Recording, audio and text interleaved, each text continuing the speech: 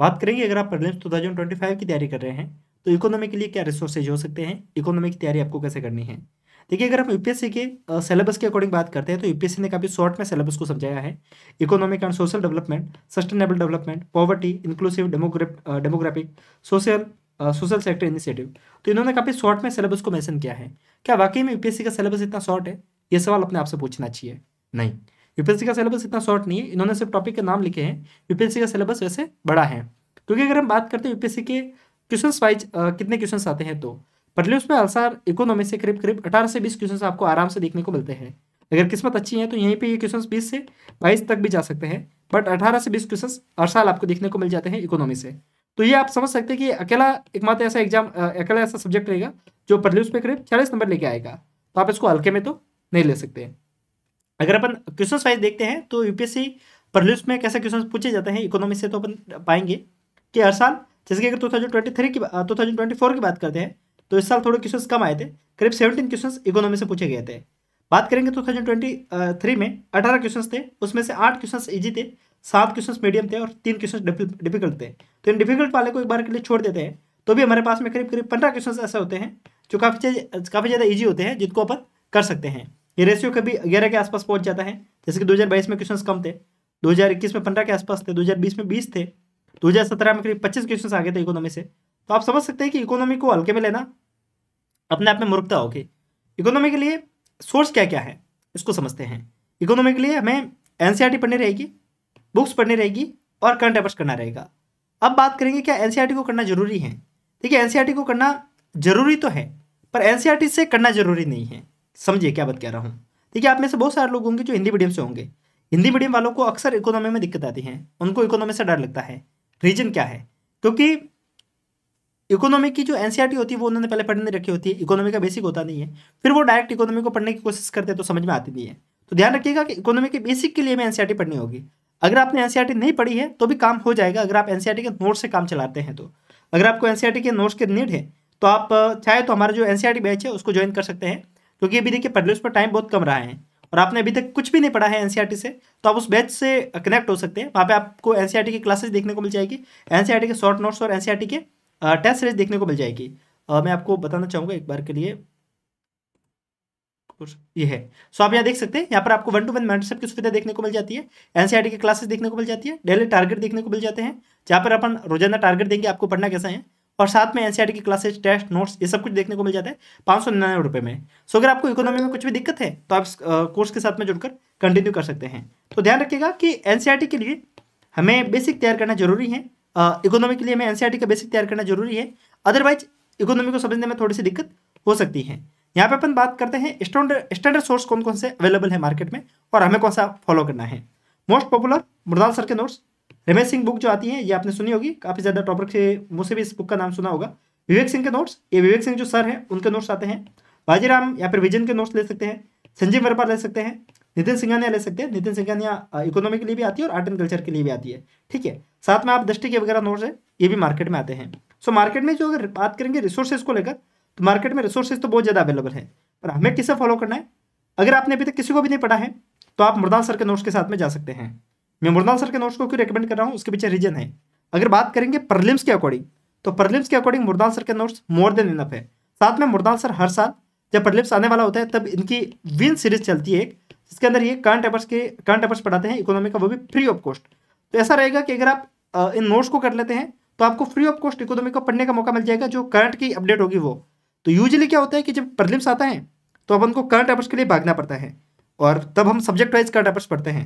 तो हमें इकोनॉमी के लिए भागने की जरूरत नहीं पड़ेगी। इकोनॉमी के लिए हमें मृणाल सर के जो इनका अनअकैडमी का जो पोर्टल है वहाँ पे फ्री ऑफ कॉस्ट देखने को मिल जाएगा। तो अनअकैडमी पे जाएंगे, इनकी प्रोफाइल पे क्लिक करेंगे तो वहाँ पे आपको, जैसे कि 2025 का प्रीलिम्स होगा तो विन 25 करके सीरीज चलेगी, वहाँ पे आपको 2025 के लिए जितने भी करंट अफेयर्स की अपडेट है वो वहाँ पे देखने को मिल जाती हैं। तो क्या होता है कि अगर आप इस सोर्स को पढ़ लेते हैं तो आपको किसी और सोर्स के ऊपर जाने की जरूरत नहीं पड़ती है। अब एक प्रॉब्लम है इन नोट्स के साथ में, अगर आपका बेसिक बिल्कुल भी नहीं बना हुआ है, ठीक है, इकोनॉमी का बेसिक आपका बिल्कुल भी नहीं है, बिल्कुल में ये नोट्स आपको कुछ भी समझ में नहीं आने वाले, क्योंकि इन नोट्स को एकदम ऐसा नहीं कि एकदम शुरू से उठाया है, थोड़ी सी इसके अंदर दिक्कत है। अगर आपको थोड़ा बहुत बेसिक पता है तो फिर आपके लिए नोट्स काफ़ी ज़्यादा शानदार हो जाएंगे। इसके लिए आप थोड़ा सा बेसिक तैयार करके रखिएगा। अगर आपने एनसीईआरटी पढ़ी है तो मोर देन इनफ है, नहीं पढ़ी है तो आप हमारे साथ में जुड़कर करना चाहते हो तो आप वहाँ से कर सकते हैं, और अगर आप सेल्फ करना चाहते हो तो सेल्फ कर सकते हैं। बट इकोनॉमी में दिक्कत आती है सबको, इसके लिए आपको क्लासेस की नीड रहेगी, टीचर्स की नीड रहेगी, तो आप जुड़ सकते हैं। बात रहेगी इकोनॉमी के लिए मुरदाल सर के नोट्स ही क्यों, बाकी कोई और क्यों नहीं। बाकी जितने भी नोट्स है वो एक तो करंट के साथ में अपडेट नहीं है।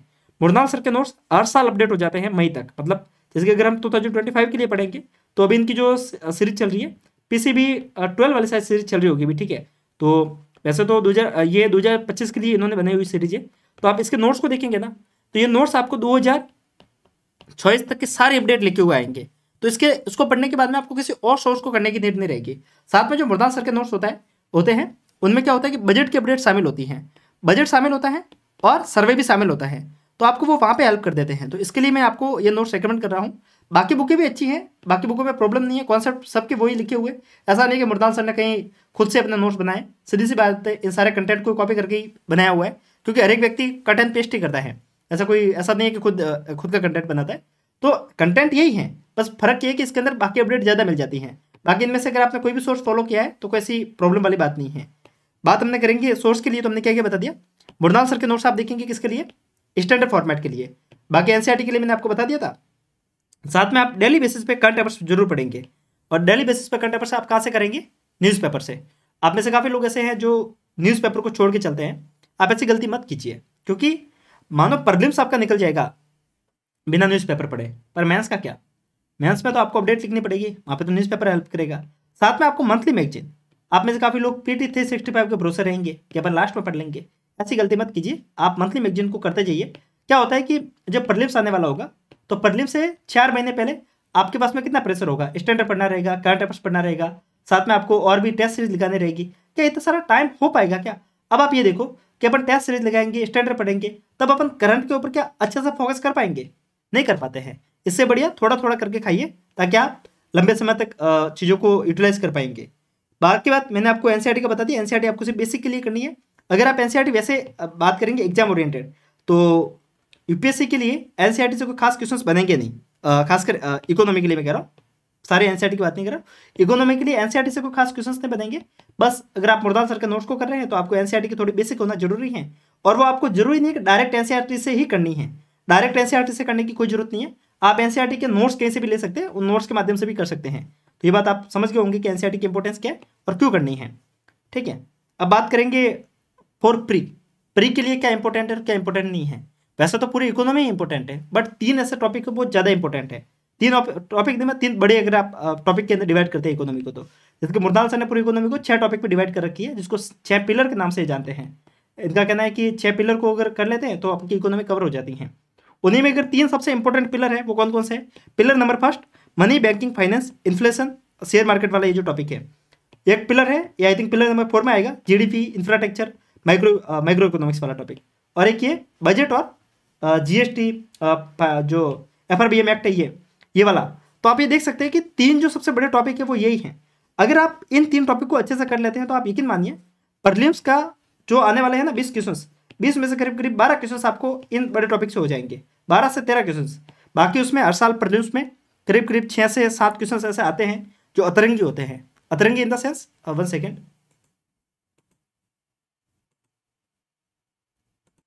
अतरंगी इन द सेंस कि वो जो 6 से 7 क्वेश्चन होते हैं वो यूजुअली कुछ अलग कॉन्सेप्ट पे आ जाते हैं। तो डरना नहीं है, हर साल प्रीलिम्स में 3-4 क्वेश्चन ऐसे आते हैं।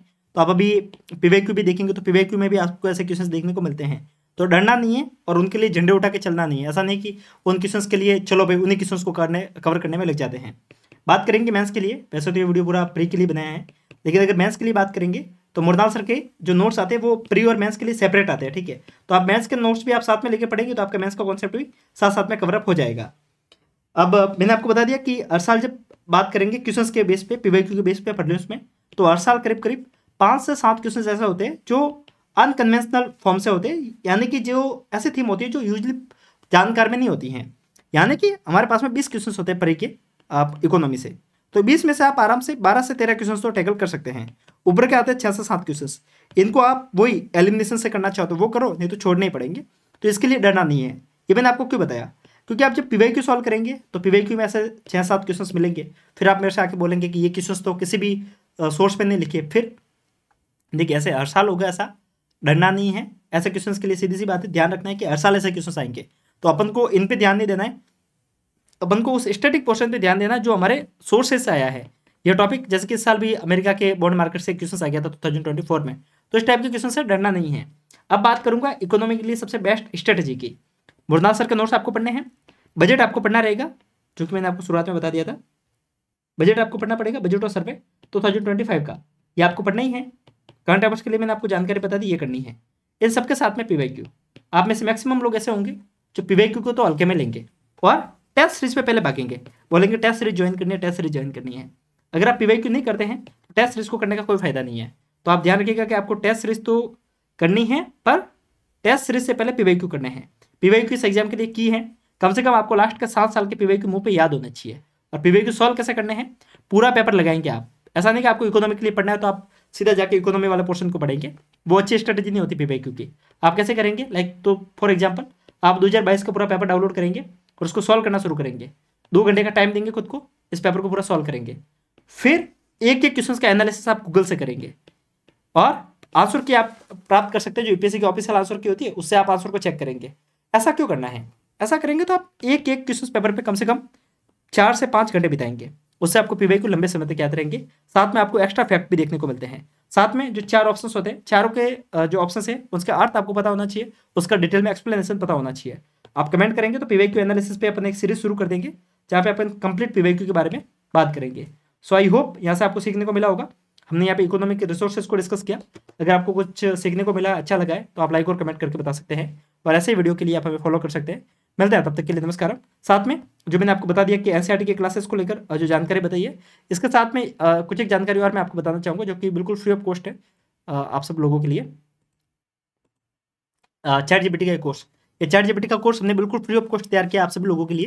यहाँ पर आपको चैट जीपीटी के माध्यम से आप आंसर राइटिंग कैसे कर सकते हैं उसको हमने डिस्कस किया है, पीवाईक्यू एनालिसिस कैसे करते हैं उसको डिस्कस किया है, टेस्ट कैसे बना सकते हैं, नोट्स कैसे बना सकते हैं, ये बिल्कुल फ्री ऑफ कॉस्ट है। इसको प्राप्त कैसे करना है, डिस्क्रिप्शन में जाना है आपको। चैट जीपीटी की जो हमारा कोर्स है, हमारा जो एप्लीकेशन है सिविल एस्पिरेंट, इसको आपको इंस्टॉल करना है।